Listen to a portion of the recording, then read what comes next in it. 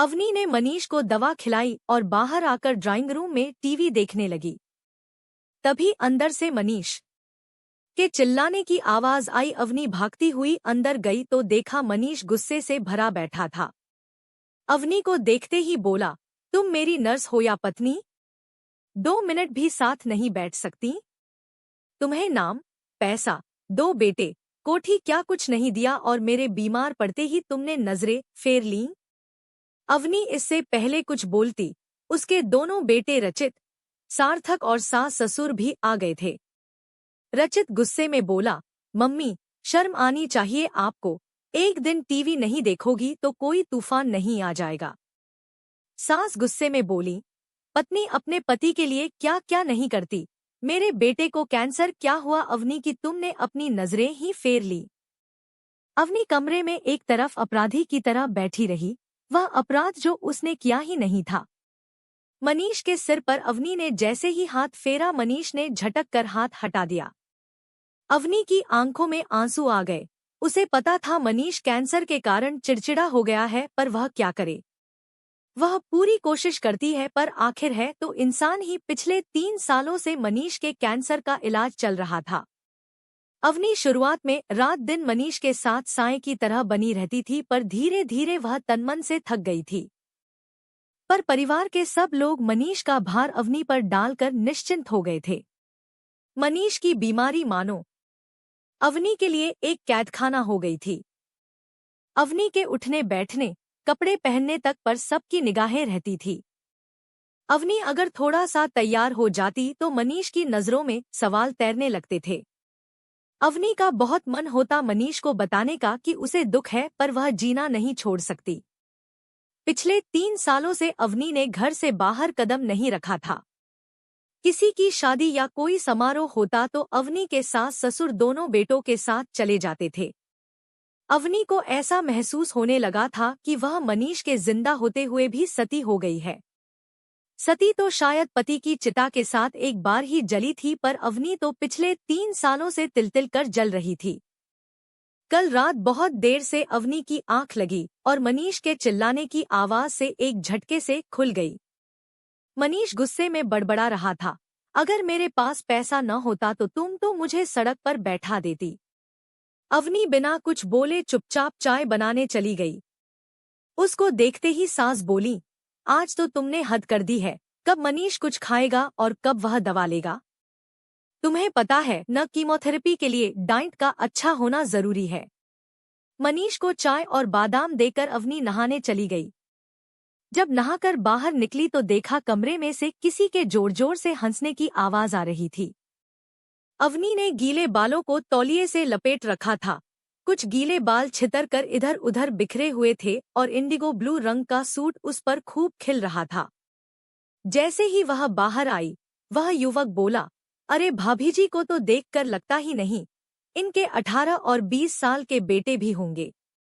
मनीष कड़वा सा मुंह बनाते हुए बोला, हाँ, कुदरत ने सारा बुढ़ापा तेरे भैया के ही नसीब में लिख दिया है।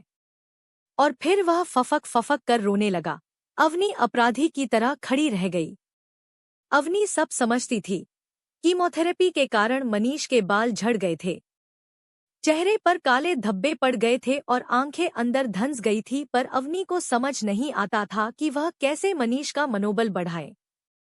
तभी वह युवक बोला, अरे अवनी जी, आपने मुझे पहचाना नहीं, मैं मनीष का दोस्त हूँ और रिश्ते में आपका देवर हूँ। मेरा नाम कुणाल है।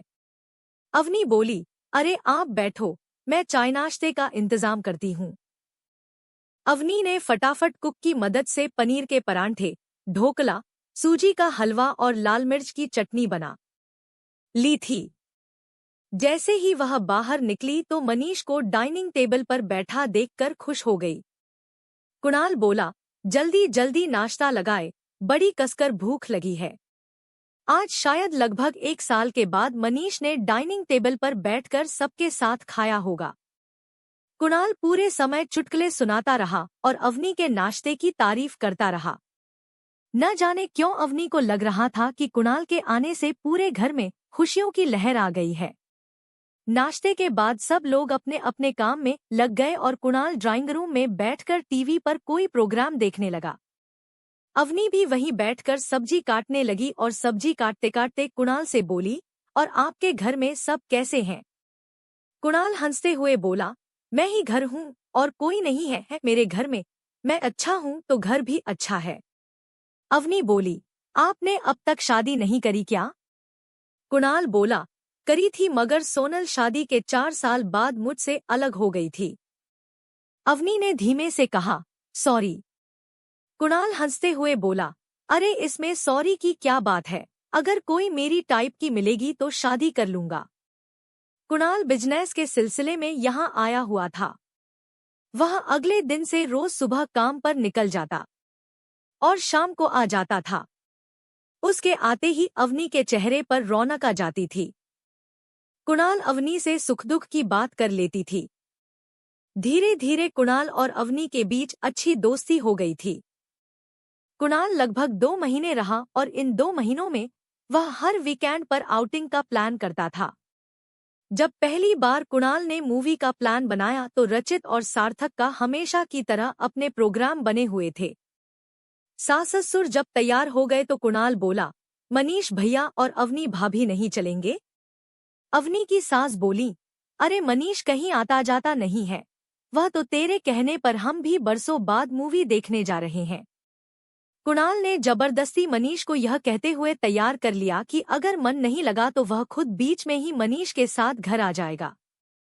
जब इंटरवल में कुणाल और अवनी पॉपकॉर्न लेने गए तो कुणाल बोला, ऐसे ही खुश रहा करो, अच्छी लगती हो। भैया बीमार है पर आप क्यों उनके साथ समय से पहले ही सती हो रही हो? कुणाल जाते जाते अवनी को हिम्मत और साहस दे गया था। अब अवनी महीने में एक बार जरूर बाहर अपने दोस्तों से मिलने या मूवी देखने चली जाती थी।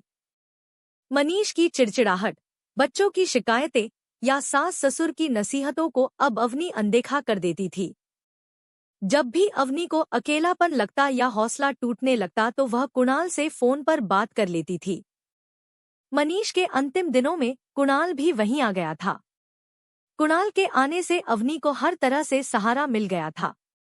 जब मनीष की मृत्यु हो गई तो कुणाल ही था जो पूरे परिवार के लिए रात दिन खड़ा रहा था। वह पूरे 1 माह रुका और जाने से पहले कुणाल ने अवनी को कहा, जब कभी भी मेरी जरूरत महसूस हो बस एक कॉल कर देना। अब अवनी ने फिर से अपनी जिंदगी नई सिरे से शुरू करनी चाहिए पर उसका अपना परिवार उसे यह करने से रोक रहा था। जब अवनी ने अपने ससुर से बिजनेस ज्वाइन करने की बात करी तो ससुर बोले, यह उम्र तुम्हारे बेटों की बिजनेस सीखने की है, तुम घर पर रहकर योग साधना में अपना ध्यान लगाओ, पूजा पाठ करो ताकि अगले जन्म में वैधव्य का दुख न भोगना पड़े। अवनी उनकी अंधविश्वास भरी बातें सुनकर हैरान रह जाती। अगर वह थोड़ा ढंग से तैयार हो जाती तो सास की तीखी नजरें उसे चुभती रहती थी। अवनी कभी कभी दुखी होकर सोचती कि इससे अच्छा तो पहला जमाना था जब पति के साथ ही पत्नी सती हो जाती थी, कम से कम रोज तिल कर मरना तो नहीं पड़ता था। मनीष की मृत्यु को पूरा 1 साल हो गए था। आज मनीष की बरसी थी और कुणाल भी आया हुआ था। अवनी को देखते ही बोला, यह तुमने अपना क्या हाल बना लिया है? भैया की मृत्यु हुई है तुम्हारी नहीं। अवनी फफक कर रो पड़ी और बोली, काश मैं ही मर जाती। कुणाल, मेरे कपड़े पहनने, हंसने बोलने सब पर पाबंदी है। मेरे खुद के बेटे मुझे खुश देखते ही शक करने लगते हैं। मुझे बाहर काम करने की इजाजत नहीं है। घर पर कोई काम है नहीं, बच्चे बड़े हो गए हैं, बताओ मैं क्या करूं? इस पूजा पाठ व्रत में मेरी श्रद्धा नहीं है। मुझे एक सामान्य औरत की तरह जीने का मन है। मुझे देवी नहीं बनना है। कुणाल ने एकाएक कहा, अवनी मुझसे शादी करोगी? अवनी एकदम से हक्की बक्की रह गई और बोली, क्या कह रहे हो तुम? मेरे 2 से 2 जवान बेटे हैं। कुणाल बोला, हाँ 2 से 2 बेटे हैं, जिन्हें कभी भी तुम्हारी जरूरत नहीं थी। सोचकर बताना, अगर जवाब न भी होगा तो भी तुम्हारा दोस्त बनकर हमेशा खड़ा रहूंगा। कुणाल के जाने के बाद अवनी बहुत दिनों तक सोच विचार करती रही मगर उसके अंदर का डर उसे भयभीत करता रहता। कुछ दिनों बाद मनीष के परिवार में ही शादी थी। सब लोग अच्छे से तैयार हुए मगर अवनी जैसे ही तैयार हो कर बाहर आई तो सास बोली, यह नारंगी रंग की साड़ी के बजाय कोई लाइट कलर पहन लो, लोग क्या सोचेंगे कि तुम्हें जरा भी मनीष के जाने का दुख नहीं है। जैसे ही अवनी जाने लगी तो बड़े बेटे रचित की आवाज आई, मम्मी यह लिपस्टिक भी हल्की कर लीजिए, लोग आपको ऐसे देखें तो अच्छा नहीं लगता। अवनी अंदर जाकर फूट फूट कर रोई और जब बाहर निकली तो वह एक सफेद साड़ी में लिपटी थी। ससुरजी गुस्से में बोले, यह जानबूझकर नाटक क्यों कर रही हो अवनी, ताकि सबको लगे हम एक विधवा पर जुल्म कर रहे हैं। आखिरकार अवनी उस शादी में गई ही नहीं, मगर उस रात बहुत देर तक वह कुणाल से बात करती रही। अगले दिन सबके सामने अवनी ने कुणाल से विवाह करने का फैसला सुना दिया। दोनों बेटे सकते में आ गए थे। सास रोते हुए बोली, तेरा चक्कर तो कुणाल से शायद बहुत पहले से ही चल रहा था अवनी, तभी तो तुम मेरे बीमार बेटे की देखभाल नहीं करती थी। ससुरजी बोले, बेवकूफ औरत, यह तुम्हारे बेटों की शादी की उम्र है, ना कि तुम्हारी। जरा अपनी उम्र का लिहाज तो करो, 2 साल भी तुमसे मर्द के बिना नहीं रहा जा रहा है। सार्थक गुस्से में बोला, अगर आपने कुणाल से शादी करी तो आप हमसे रिश्ता तोड़ लेना। अवनी के माता पिता भी उसके फैसले से खुश नहीं थे। अवनी की भाभी बोली, दीदी सार्थक और रचित के बारे में तो सोचो। कुछ वर्षों बाद आपके पोते पोती खिलाने की उम्र हो जाएगी और आप डोली में बैठने की तैयारी कर रही हो।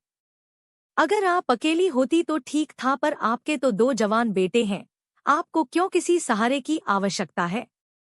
अवनी को समझ नहीं आ रहा था कि वह कैसे किसी को समझाए। जिंदगी का मतलब बस रोटी, कपड़ा और मकान ही तो नहीं है। सबके विरोध के बावजूद भी अवनी और कुणाल ने कोर्ट में विवाह कर लिया था। जब सब पुराने रिश्तों से रीति होकर अवनी कुणाल का हाथ थामकर उसके घर में आई तो उसकी आंखें गीली थी। अवनी कुणाल से बोली, कुणाल, मुझे मेरे बेटों ने अपनी जिंदगी से बेदखल कर दिया है। कुणाल हंसते हुए बोला, अवनी, देर सवेर रचित और सार्थक तुम्हारा पहलू समझ जाएंगे। सती प्रथा को समाप्त करने के लिए किसी को तो पहल करनी होती है न। अवनी के मन में ये पंक्तियां बार बार उमड़ रही थी। न बनना चाहती हूँ मैं देवी और न ही बनना चाहती हूँ सती। मैं हूँ एक सामान्य नारी जो हर उम्र में चाहती है जीवन में भावनाओं की गति।